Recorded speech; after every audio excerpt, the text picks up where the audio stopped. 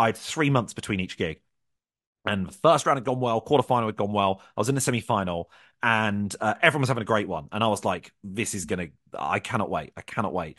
And a guy went on beforehand and had a bad one, had a really bad gig, Look, I was and trying my best that night.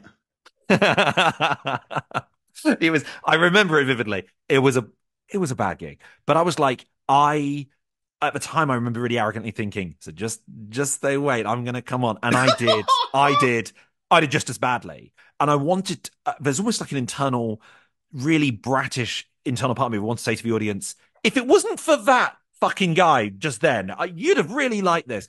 And I did so badly. And then the guy after me salvaged it, did well. And then the rest of the gig was all right. And I was like, I'm so annoyed Yeah. that it had gone this badly.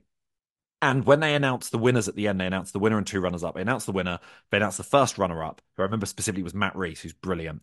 Then with the second runner up, they said, now, hear us out. Some of you might be a bit, we don't necessarily, all we're going to say about this next act is that we think they would have done better were it not for the person before. What an insanely unprofessional thing to say, by the way. They said, we think this next person would have done better had it not been for the person before them. And I went, oh my God, it's me. And then they announced the guy who was on after me. So No way! they specifically highlighted, they went, if it hadn't been for Glenmore, when we think you'd understand why we've put this next guy through. And I was just like Kendall Roy at the end of Succession, just staring into I just was so ashamed.